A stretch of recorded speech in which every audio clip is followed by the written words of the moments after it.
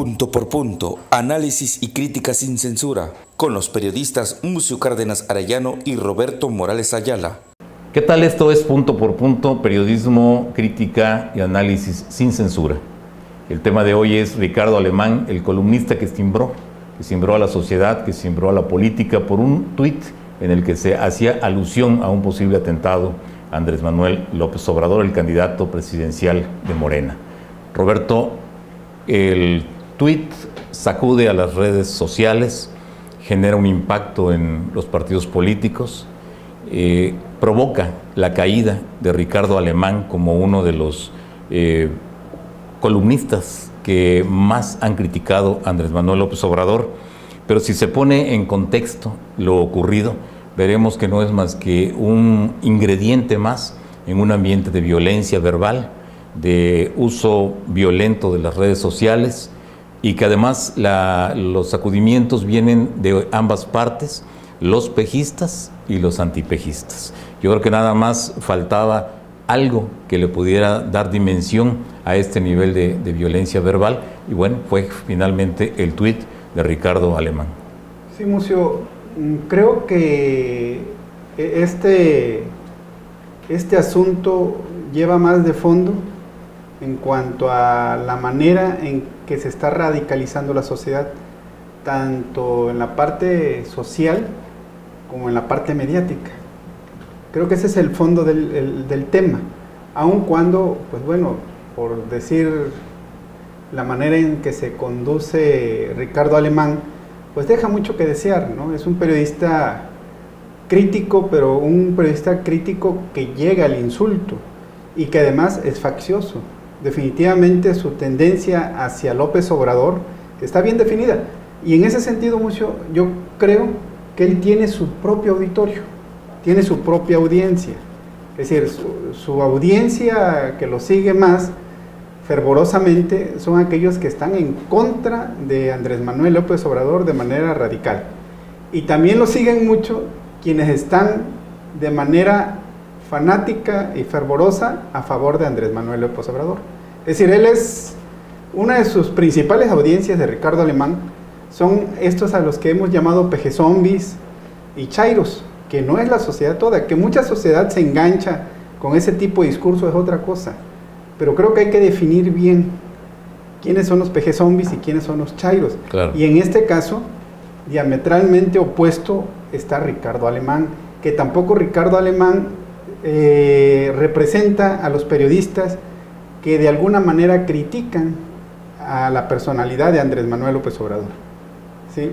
De hecho, muchos periodistas críticos pues manifestaron estar en contra de la manera en que había actuado al replicar este tuit, ¿no? Ya finalmente Ricardo Alemán trata de aclarar, pero yo pienso que ahí fue un error. Esa crisis mediática no la supo enfrentar, sí, como debiera haber sido, porque más que aclarar debió haber disculpado, y dejar que todos los que tenían que opinar algo en contra de él lo hicieran. Cuando pides una disculpa de corazón y sincera, es porque sabes que va a haber una reprimenda, un reclamo. En este caso, lloverían insultos y ya. Como dicen, debió haber aguantado el vendaval. Debió haber aguantado vara, dirían. Sí, así es. Vulgarmente, sin embargo, no lo hizo. ¿Pero quién es Ricardo Alemán? Sí, fíjate, hay que ponerlo en contexto, Roberto. Yo creo que tendríamos que hablar de un Ricardo Alemán al que lo vimos escribir en periódicos de izquierda, como La Jornada, que lo vimos luego trasladarse a periódicos más identificados con los gobiernos periodistas, como el caso del Universal. Pasó por muchos medios, pasó por el Excelsior, ha pasado por La Razón,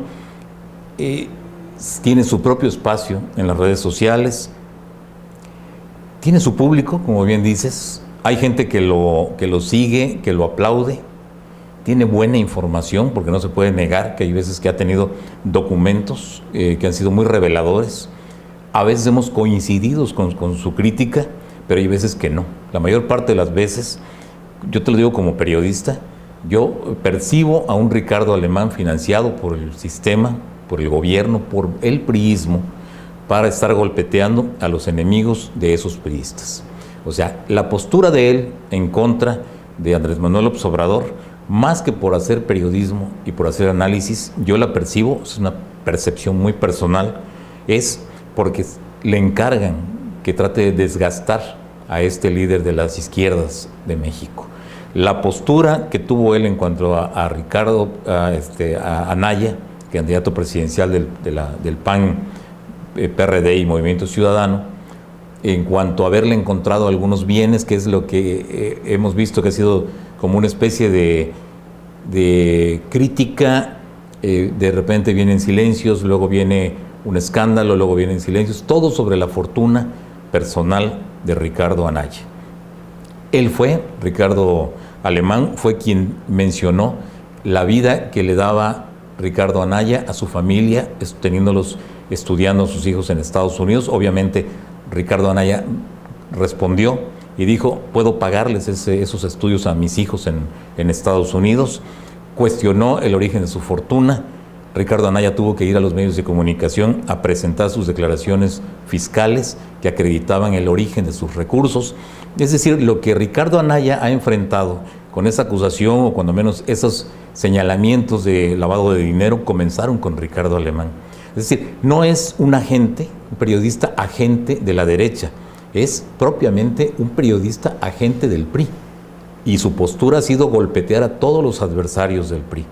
Ahora, si nos metemos en qué fue lo que ocurrió, es un tuit en el que se sugiere que un chairo, es decir, que un seguidor, un fanático de López Obrador, finalmente termine matando a López Obrador. Y es un tuit en el que se menciona que a John Lennon, el famoso cantante, el famoso artista, integrante de los Beatles, del grupo inglés, lo mató un fanático. Y así ha sido con algunos de los líderes mundiales, que finalmente algunos de sus seguidores han sido los que los han ultimado. En el caso de ese episodio de López Obrador, yo lo veo más que nada por la forma en que él, a ese tuit que él dice que fue un retweet, que alguien ya lo había subido a las redes, él lo retoma y le pone dos palabras que son clave: les hablan, como diciendo a los chairos, como diciéndole a estos fanáticos. Yo sí quisiera aquí hacer un paréntesis, Roberto, en cuanto a que para mí hay diferentes clases de seguidores de López Obrador. Yo creo que hay gente muy respetable con López Obrador, gente pensante, gente que escribe y que su mensaje es muy correcto, razonado. Hay quien lo hace con mucha enjundia, con mucha alegría, con mucho entusiasmo a favor de López Obrador. Hay quienes se le llaman pejezombies porque contestan de todas. Pero hay quienes insultan, quienes increpan, quienes amenazan, y para mí esos son los chairos. Para mí son la parte radical de los seguidores de López Obrador. O sea, yo distingo perfectamente entre seguidores de López Obrador muy respetables y gente que la verdad, tanto a Ricardo Alemán como a cualquier crítico de López Obrador se le van encima. ¿Qué suscitó esto? Yo vi dos reacciones.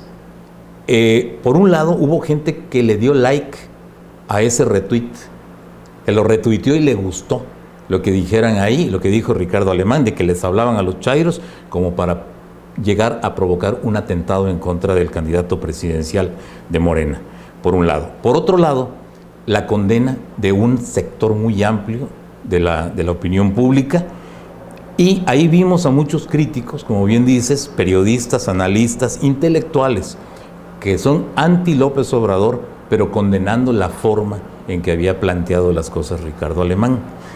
Yo creo que nadie puede dar la opción de que este proceso electoral vaya a desembocar en un magnicidio. Yo creo que eso sería lo peor que nos podría ocurrir. Ya lo vimos con Colosio y ha tenido consecuencias para el país. Se ha visto en muchas partes del mundo cuando los líderes, en el caso por ejemplo de Colombia, cuando asesinan al candidato presidencial y las consecuencias fueron funestas. Yo creo que lo que hay que hacer, y eso también habría que recomendárselo al mismo López Obrador, que le bajen también su gente a ese lenguaje violento. El mismo López Obrador debe cuidar su lenguaje, porque a veces él ha propiciado todo esto que estamos viviendo. Se puede decir, él es víctima de su propio lenguaje violento en contra de un sistema, llamándole ladrones a todo mundo, llamándole corruptos, generando condiciones en las cuales la gente se deja llevar por un liderazgo en el que le está diciendo vamos a acabar con esta runfla de ladrones, entonces la gente lo interpreta como vamos a matar a esta runfla de cabrones. Perdón, lo siento, pero no creo que sean las condiciones en las que este país pueda llevar a cabo un proceso electoral. Yo creo que eso es lo que habría que cuidar en esta parte. De un lado y de otro, estamos viendo que la República del Amor de López Obrador se ha convertido en la República del Odio, no de López Obrador, de todos los que están participando en esto, los que lo apoyan y los que están en contra de él. Sí, definitivamente hay ira social, y lo que yo te mencionaba al principio de este comentario es el tema de fondo que pone sobre la mesa. Y el tema de fondo que pone sobre la mesa es el hecho de que esta campaña no sea, el resultado de esta campaña, de este proceso electoral, no sea el resultado del odio y la violencia. Porque efectivamente podemos discrepar, podemos no estar de acuerdo en cuanto a la personalidad de cada candidato, o a quién apoyas o a quién no apoyas, pero tampoco eso nos permite que nos insultemos. Y el problema, digo, esto llega hasta la mesa del hogar. Sí. Familias, hermanos con hermanos, están enfrentando. Y qué terrible es que no se den cuenta, Mucio, que precisamente el político explota eso. Sí. Explota el resentimiento social.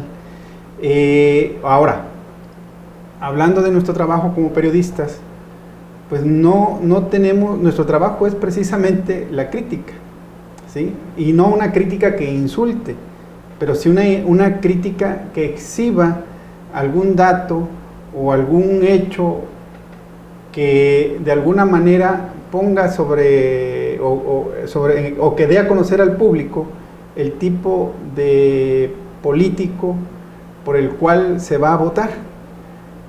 Ese es nuestro trabajo. Pero sin embargo, ¿qué ha pasado? Que ha habido agresiones muy fuertes, y digo, no estamos, definitivamente de mi parte no estoy de acuerdo con lo que hizo Ricardo Alemán, no estoy de acuerdo en la manera en que se disculpó, porque prácticamente lo hizo con soberbia y eso no es disculpa. Pero también tenemos que decir que la prensa ha sido muy agredida, los periodistas han sido muy agredidos, mucho. Uno hace alguna observación. Recientemente yo hice un comentario en relación a la nómina que maneja el alcalde de Coatzacoalcos. ¿Por qué? Porque es un gobierno de Morena, el alcalde emana de Morena, hace una promesa de bajarse el salario, presume de que él no va por un salario cuando llegue a la alcaldía, y hoy sabemos que eleva los salarios, y sale a hacer argumentos de que, bueno, ¿para qué le reclaman si él trabaja 24 horas y que en Pemex ganaba más? Que creo que es todo un tema, esos salarios de lujo que dan precisamente en Pemex y las condiciones en que está Pemex ahorita. Pero ¿qué pasa con eso? ¿Y qué ha pasado también en el caso tuyo, Mucio, que has tenido posturas críticas? Chayotero, muerto de hambre, estás esperando tu chayote, no has cobrado. Digo, por mí podrán decir lo que quieran, yo sé quién soy. Yo en lo personal, y en el caso tuyo, Mucio, pues yo lo he visto, ha sido una trayectoria crítica, es decir, lo mismo se has enfrentado a Javier Duarte que a Fidel Herrera, que a Miguel Ángel Yunes Linares, es decir, una trayectoria de crítica precisamente para servir a la sociedad, porque ese es nuestro trabajo. Pero ¿qué está pasando, no? Es decir, se recibe toda esa ola de insultos, toda esa ola de amenazas, y esa parte es la que la sociedad debe entender. Es decir, como periodistas tenemos una labor crítica. Como sociedad creo que hay argumentos, hay discusión. Finalmente, a la hora de llevar el voto a las urnas, la decisión va a ser de cada persona.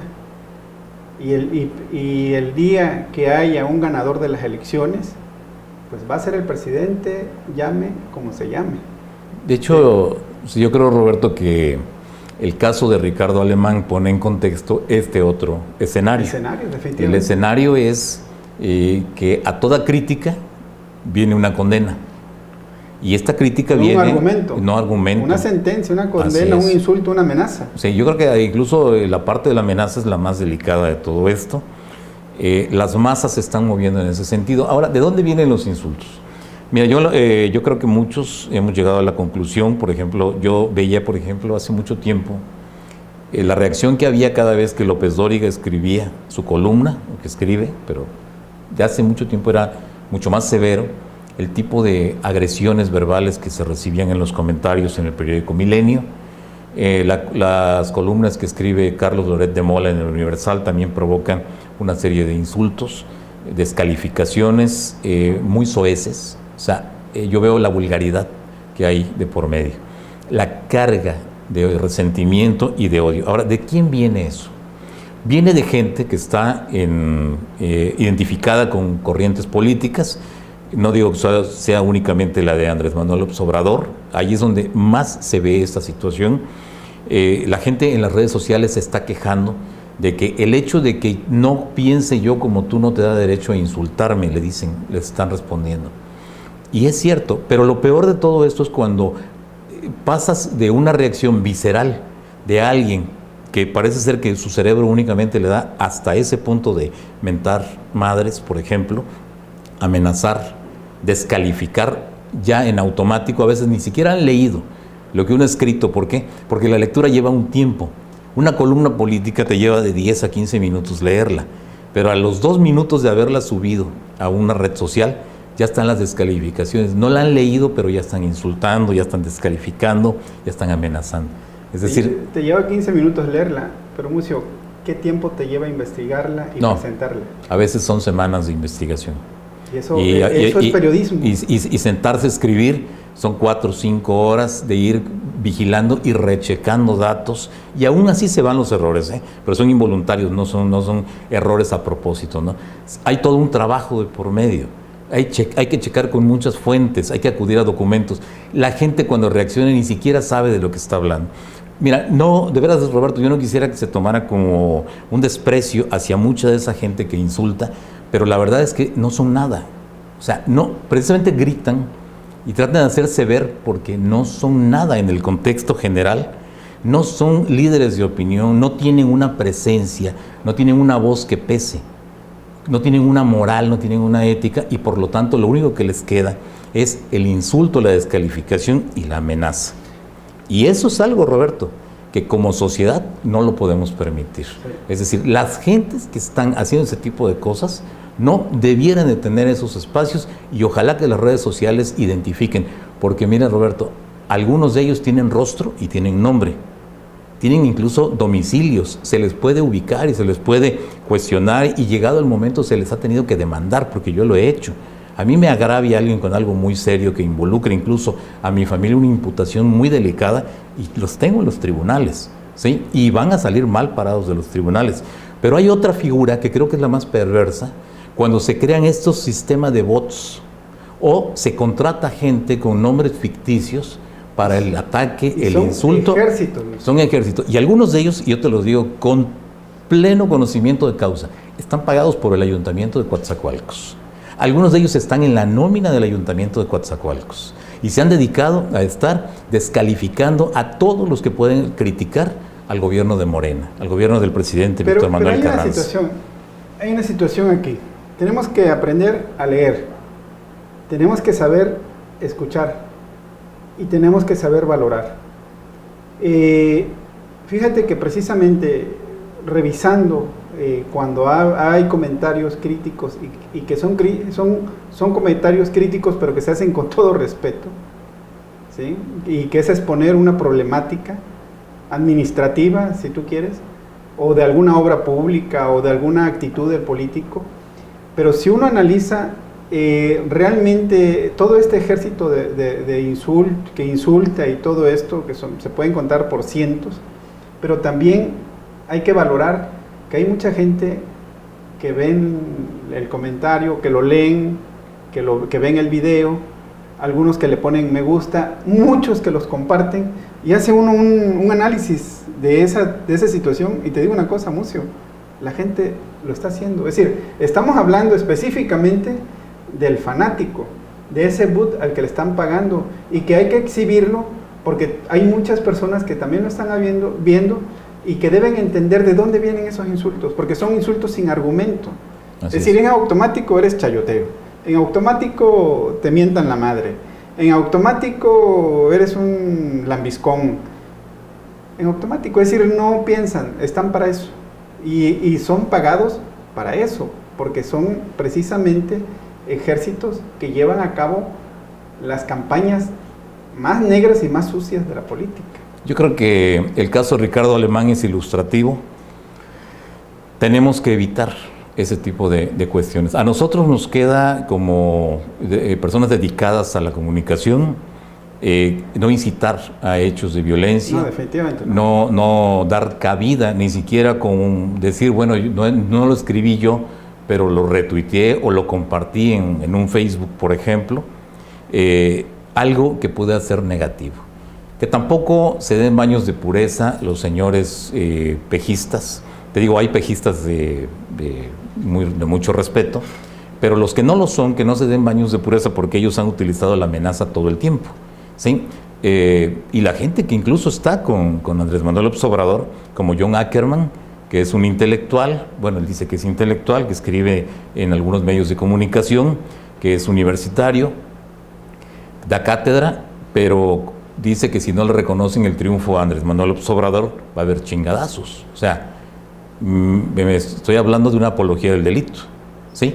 Paco Ignacio Taibo. Paco Ignacio Taibo, otro intelectual, ¿no? En el 2014, que al Cerro Las Campanas para que fusilaran a todos los que no estaban de acuerdo. Su hija, que escribió, que ya lárguense del país. Es decir, esas expresiones son de serenidad, de paz. Diría en aquel entonces, cuando algo así dijo Ramón Aguirre Velázquez, que era regente de la Ciudad de México en el gobierno de Miguel de la Madrid, dice, al que no le guste que se vaya de este país, y le respondió Eberto Castillo, aquí me quedo.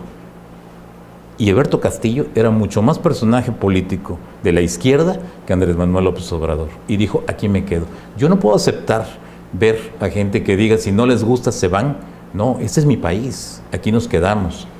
Mientras tengamos la razón, mientras digamos las cosas con evidencia, con trabajo periodístico, con pruebas, mientras no incitemos nosotros a cometer algún delito o no incitemos a cometer un acto fuera de la ley, o simplemente a que la gente tome acciones que pudieran ir en contra de la misma sociedad, yo creo que todo se vale.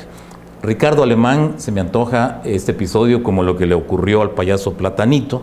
Digo, es casi una forma vulgar, o una forma de vulgarizar este caso, pero fue exactamente lo mismo. Este personaje, el payaso Platanito, se dedicó a hacer chistes en torno a los niños que fallecieron quemados en la guardería ABC de Sonora, y se mereció una condena pública. Había quien decía que le cancelen su permiso para poder volver a tener un espectáculo en toda su vida, que se dedique a otra cosa, que se le procese legalmente por haberse burlado. Son exageraciones también. Hay una condena pública, el tipo pues ya quizá ya no tenga ni siquiera público, pero nosotros sabemos que lo que tenemos que hacer es actuar y difundir las cosas con responsabilidad. Ricardo Alemán no lo hizo y por eso se generó una condena pública, y segundo, lo echaron de Televisa y lo echaron de Canal 11. Fueron congruentes en ese sentido, en no permitir que eso se dé. Quienes lo condenaron también, gentes como Enrique Krause, inmediatamente en un comentario, en unas palabras, 5 o 6 términos en el que ejerció una condena pública. Y Enrique Krause es un crítico muy, muy enconado de Andrés Manuel López Obrador, que le ha dedicado incluso el último libro, se lo dedica al populismo, El pueblo soy yo, donde ahí describe quién es Andrés Manuel López Obrador y los riesgos que pudieran tener. Es decir, por el hecho de ser crítico de Andrés Manuel López Obrador, no iba a festejar lo que había dicho Ricardo Alemán, por el contrario. Pero ¿qué ha sucedido, por ejemplo, con la gente de Andrés Manuel López Obrador con respecto a Krause, con respecto a Silva Herzog Márquez, con respecto a todos los que han sido muy críticos con el candidato de Morena? Se les han ido encima e incluso han intentado o han planteado la posibilidad de que les cierren la boca, de que los echen del país, etcétera. Es decir, es la misma situación en la que cayó Ricardo Alemán, es la que cae todo el tiempo la gente de López Obrador. Ojalá, de veras, que se serenaran las palabras. Ojalá que los políticos y los seguidores de los políticos y muchos periodistas tomen su cabeza y la metan al congelador. Asumamos la responsabilidad de estos momentos tan difíciles que estamos viviendo. Hay una crisis, hay un encono social, hay enconos familiares. El encono político está desatado porque ellos están luchando por el poder. El político es un ser humano, tiene defectos. Y populistas, desde mi punto de vista, son todos. Porque todos están ofreciendo las perlas de la Virgen, pero el punto es cómo lo van a lograr. Es algo muy difícil. El país está, lo diríamos, en una bancarrota social. Inmoral. Inmoral, definitivamente. Roberto, es difuso el mensaje de los políticos. Todavía no veo muy claro lo que ofrece Andrés Manuel López Obrador. A mí no me va a resolver nada que se baje el salario a la mitad de lo que gana Enrique Peña Nieto. Así no se resuelven los problemas de este país. Tampoco el hecho de que ya no va a usar el avión presidencial, porque se lo está ofreciendo a ver si se lo compra Donald Trump. Tampoco el hecho de que no viva en Los Pinos. No, tiene que haber más proyectos de país. Ricardo Anaya, con 2 o 3 cosas que me parece que también incurre en cierto populismo, no me parece que sea bueno. Mit totalmente achatado en el programa de tercer grado, que es donde se le ve ahora un poco más, con un poquito más de argumento, cosa que no hizo durante el debate, pero seguimos viendo muy nebuloso totalmente lo que es la oferta política. Y así pues este país va a seguir en las mismas, ¿no? El problema es que nada más vamos a ver un cambio de hombres, quizá un poco de cambio político o en la política económica, pero yo no veo verdaderas soluciones a todo esto. Y tampoco se vale, Roberto, que como familias, como sociedad, los amigos, nos enfrentemos, nos metan en este juego de pasiones, de violencia verbal, cuando que ellos nada más están haciendo un juego. Buscar culpables. Así ¿no? es. Mejor vamos a resolver nuestros problemas, que creo que eso sí nos compete a cada familia, resolver sus problemas personales para poder salir adelante. Así es. Y tenemos vamos al siguiente tema. Otro tema, tenemos el tema de los salarios en el Ayuntamiento de Coatzacoalcos, sus salarios de Morena, del alcalde Víctor Carranza.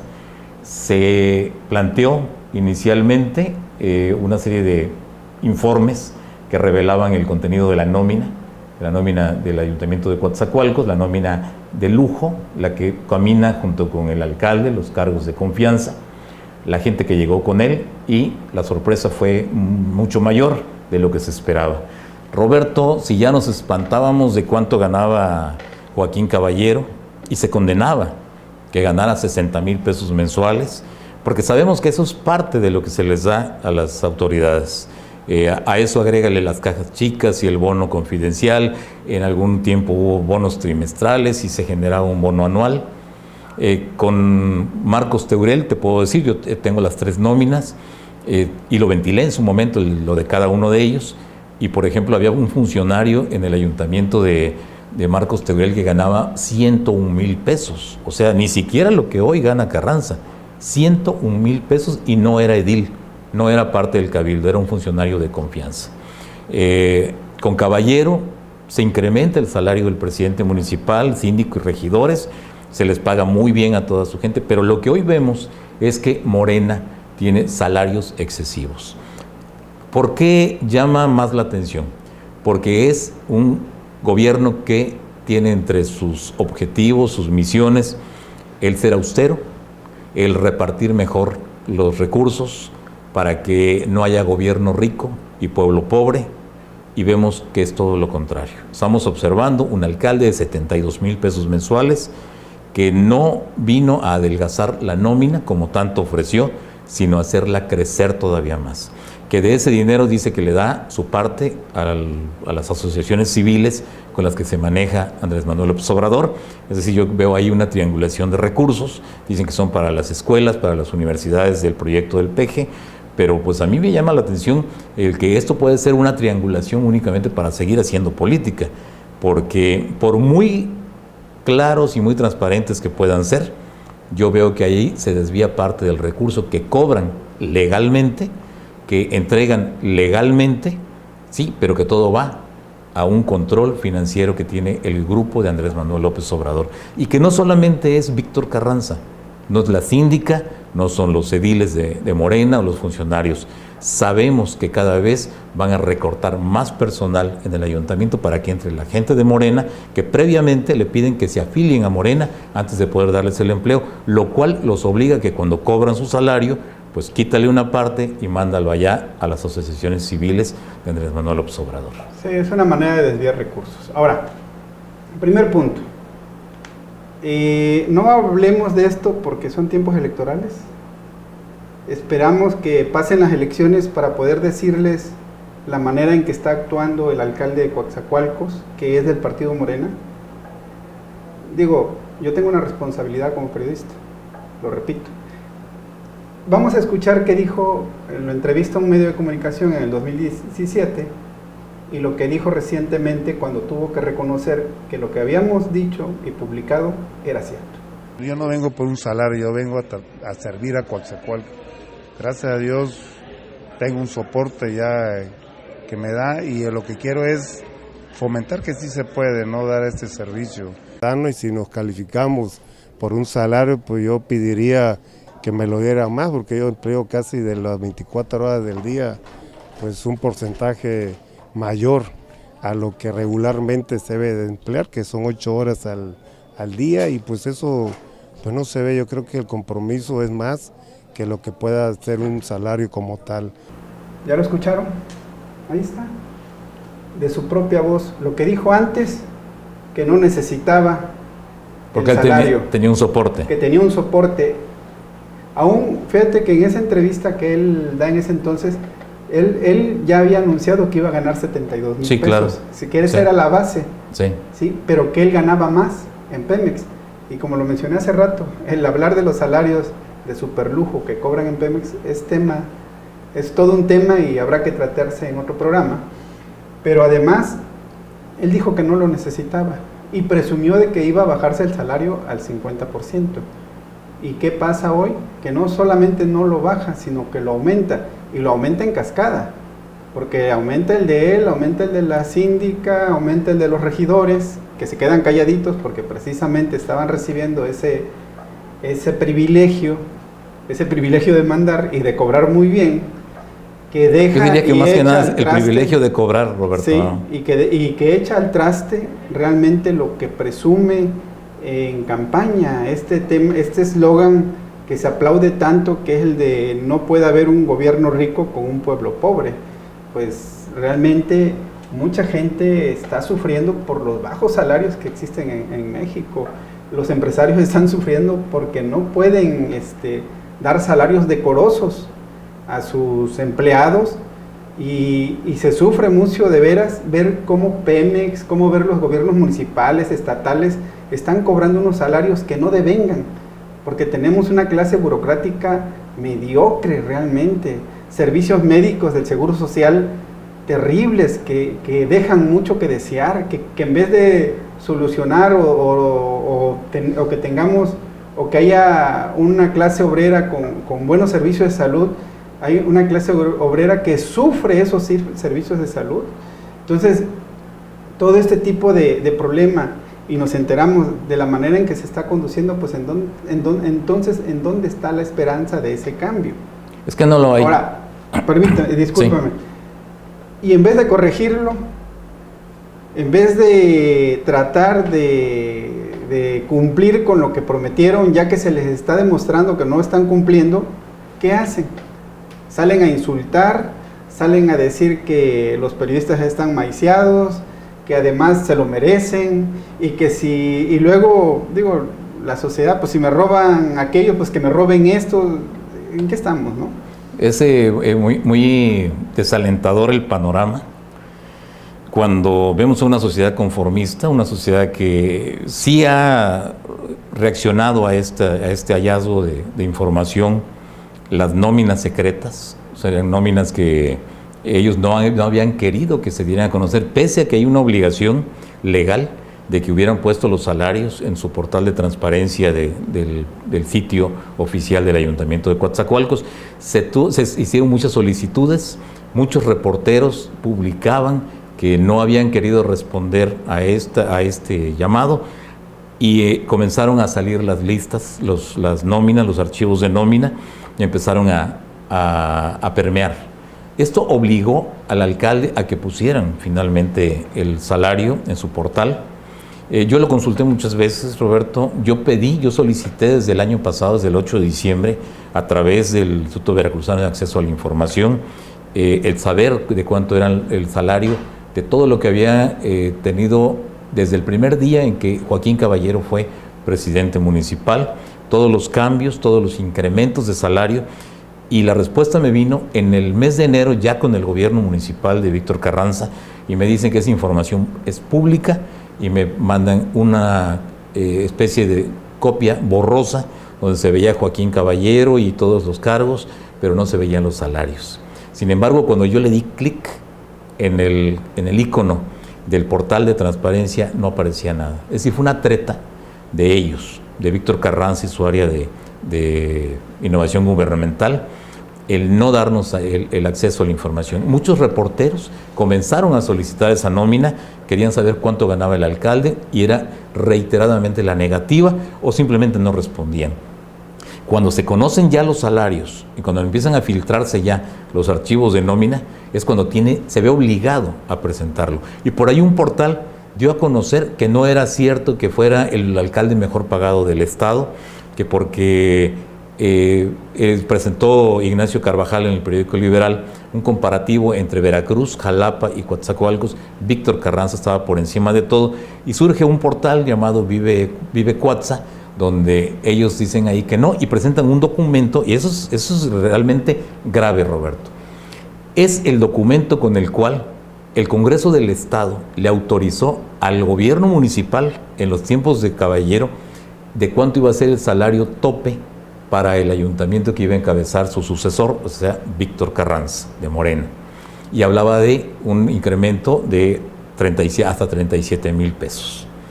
Y sin embargo, aceptan que están ganando 72,000. Mi pregunta es, ¿de dónde obtuvieron la autorización para haber subido de ese documento, que se supone que es el documento oficial autorizado por el Congreso del Estado, que solamente podía ganar hasta 37,000 pesos, ¿de dónde sacaron la autorización para poder asignarse un salario de 72,000 pesos?